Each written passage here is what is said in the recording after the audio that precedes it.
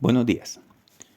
El día de hoy vamos a continuar con la segunda parte de nuestro podcast sobre la crisis del sector energético en Colombia. En el podcast anterior hablamos de cómo se fue consolidando lentamente un imperio de la energía eléctrica en Colombia. Hacia el año de 1966, en el gobierno de Guillermo León Valencia, por incidencia del Banco Mundial, se fueron fusionando las principales empresas productoras de energía de ese entonces. Y hablamos cómo entre los 60 y los 90, digamos, esto fue utilizado como un fortín político para la corrupción, endeudando enormemente al país. Además, también hablamos cómo Estados Unidos, principal potencia capitalista de Occidente, utilizó la deuda para enriquecerse y generar valor. Digamos, esto desmiente el mito popular de que el capitalismo era un sistema que funcionaba. No, señores. Estados Unidos no se hizo rico porque su sistema capitalista le produjera generar riqueza, sino porque endeudó a países en dólares y soportó el valor del dólar en deuda, no en oro. Algo que no hizo la Unión Soviética y que por múltiples razones pues llevó a que Estados Unidos le ganara la guerra económica a la Unión Soviética. Claro, también están los propios modelos internos de cada país, pero lo que voy es que esta falacia de que el capitalismo salvará el mundo pues es una gran mentira y Estados Unidos lo ha demostrado. El día de hoy vamos a continuar donde dejamos en el podcast anterior. En el podcast anterior habíamos hablado de cómo se utilizó el sistema eléctrico colombiano como un fortín político para la corrupción y las clases políticas tradicionales utilizaron las grandes generadores de energía para hacerse multimillonarios. Muchas de las grandes fortunas de Colombia se hicieron a costa de desfalcar el sistema eléctrico. En los 90, luego de desangrar al Estado con deudas impagables, con generación de energía a muy alto costo, con elefantes blancos, la clase política tradicional, cuando ya no le pudo sacar un peso más al Estado, dijo que la situación era insostenible e ineficiente y que por lo tanto la solución era privatizar. Había entrado la ola del neoliberalismo en Colombia. Esto se empezó a hablar desde el gobierno de Andrés Pastrana, pero se consolidó en el gobierno de Álvaro Uribe Vélez. La privatización no fue más que un atraco a las finanzas del Estado. Si bien el proceso de privatización de la energía eléctrica empezó por allá en el gobierno de Virgilio Barco Vargas en 1987, se ejecutó a través de la Financiera Eléctrica Nacional que se llamaba FEM para ese entonces. Pero solo hasta 1996 el gobierno, digamos, la oligarquía colombiana de turno, digamos, se inyectó esta idea de privatizar, aplicó a fondo esta política de venta sin parar de todo lo que fuera público. Hacia esa década, en pleno auge del paramilitarismo, vendieron las hidroeléctricas de Chivor, la de Betania, la de Termocartagena, si mal no recuerdo, la del Jumbo, Termotasajero, Ocoa y la de Gualanday en el Tolima. En 1997 se vendió la empresa de energía del Pacífico EPSA. Se descindió la empresa de energía de Bogotá a Engesa y Codensa a fin de cederla a Endesa. Y en 1998 se entregó Electrocosta, Electricaribe y Transelca. Y antes del remate, digamos, de la feria que hicieron con esto, el gobierno nacional asumió, pónganle ustedes cuidado, vendió toda la infraestructura a precio de huevo y aparte de eso, lo vendió libre de deudas porque el gobierno asumió la deuda, que para entonces era de 8.149 millones de dólares, que tenía el sector. Es decir, que los cacaos de la energía eléctrica en Colombia compraron infraestructura puesta por el Estado a precio de huevo, que no les costó ni un peso, y la compraron saneada porque el Estado pagó la deuda. Háganme el favor, señores. Como parte de esa deuda, ¿no? Y estaba la deuda de la empresa Energía Bogotá, que era de unos 1.800 millones de dólares para la época. Y, digamos, en la opinión pública se mintió descaradamente diciendo que la empresa Energía Bogotá estaba quebrada. Claro, todo esto con ayuda de los grandes medios tradicionales que hicieron pues el encubrimiento de todo esto. En julio de 1999, 2 años después de la privatización de la empresa de Energía Bogotá, que pues, la vendieron muy barata, digamos, se recibieron 2.177 millones de dólares, siendo que solo la deuda era 1.800 millones, y si imagínense ustedes, Coensa fue descapitalizada en 134 millones de dólares, o sea, una plata que se perdió.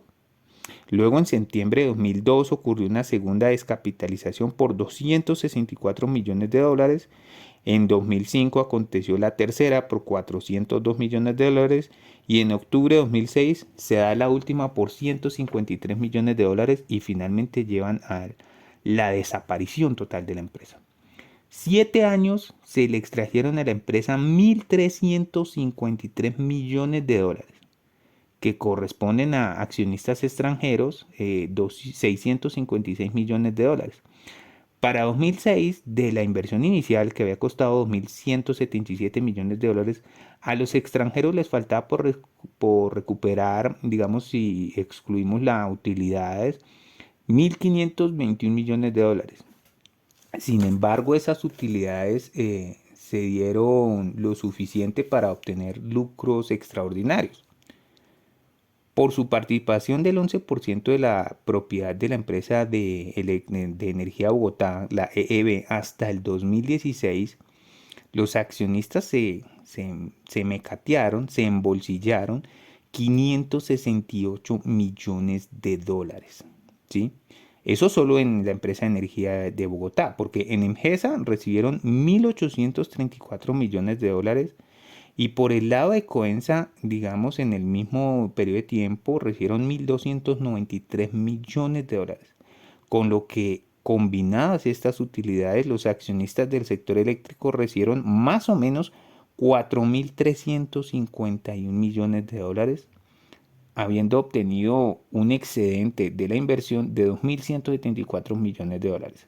También se quedaron con el patrimonio, es decir, la liquidaron y se quedaron con los bienes, ni siquiera los devolvieron, por 1.311 millones de dólares. El Estado colombiano asumió, por ejemplo, también la deuda de Betania, no fue solo asumió todas las deudas que, como ya dijimos, daban 8.149 millones de dólares. Solo la de la empresa de energía de Bogotá era de 1.800 millones de dólares, pero estaba la de Betania, la de Electricaribe, la de Electrocosta. Y las ventas, digamos, toda esta feria, todo este descuartizamiento de empresas públicas que hubo, esta histeria de acabar con lo público que no sigue al día de hoy, de las empresas eléctricas casi todos a monopolios de Estados Unidos y de Europa.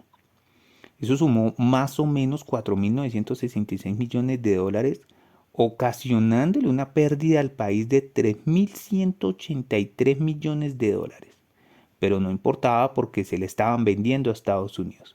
El concepto aquí de incentivar la inversión extranjera es que el Estado pierda con tal de que un extranjero venga. Digamos, y en eso coincido con estas posturas, hay un arrodillamiento total del Estado colombiano a lo europeo y a lo estadounidense como si fueran dioses venidos del Olimpo a salvarnos quién sabe de qué. No, creo que debemos empezar a romper esos paradigmas de que somos inferiores a otras partes del mundo. El Estado entregó entonces, digamos, fantásticos lucros a estas empresas extranjeras y a los más ricos del país también. La infraestructura de generación de energía la compraron muy pocos, ¿sí? Bueno, las empresas extranjeras que gozaron toda esa matazón de empresas públicas fueron Enel de Italia, que en ese entonces era Italia, AES, que era de Estados Unidos, y Brookfield Asset Management de Canadá, que para ese momento, digamos, llegó a contar con el 45% de las centrales de energía del país. ¿Cómo se vio esto reflejado en los usuarios? El mito que nos vendieron es que la energía que generaba el Estado era cara y por eso había que privatizar. Con ese cuento vendieron también a Telecom, digamos descapitalizando a Telecom, diciendo que no, que Telecom era muy caro, que un minuto valía 5.000. Pero vendieron a precio huevo la infraestructura que tenía Telecom a unos privados y ellos pues no se atan por ningún precio. Entonces, si la infraestructura que tenía Telecom es la misma que van a utilizar los operadores de celulares, entonces ¿por qué Telecom era ineficiente? Si no hicieron inversión en infraestructura nueva. No, lo que pasa es que había un interés político de que Telecom no funcionara para incentivar o facilitarle el camino a la industria privada. Es decir, querían sacar del mercado a la empresa pública. Algo contradictorio si decimos que somos un país de libre mercado y no dejar competir al Estado como otro competidor más. El nuevo modelo eléctrico que se impuso en los 90, digamos, impuso un sistema de tarifa que subió el precio. Tan solo en agosto de 1990, digamos, y en el año de 1991, por allá en el gobierno de César Gaviria, se duplicó el precio y se impusieron planes de ajuste y de choque en el sector eléctrico nacional. En Colombia se paga la tarifa de energía eléctrica más alta de América Latina, que para el 2016 era de 13,5 centavos de kilovatios por hora, superior a la de Bolivia, a la de Chile, a la de Brasil, a la de Argentina y a la de Venezuela. Y para el 2016 éramos superados únicamente por México. En 2018 creo que lo superamos y somos la más costosa en este momento, pero tendría que revisar el dato. El elevado costo, digamos, fue causado en gran parte por la serie de cargos e impuestos que se tiene que pagar por la generación de energía, lo cual no permite que el sector sea eficiente.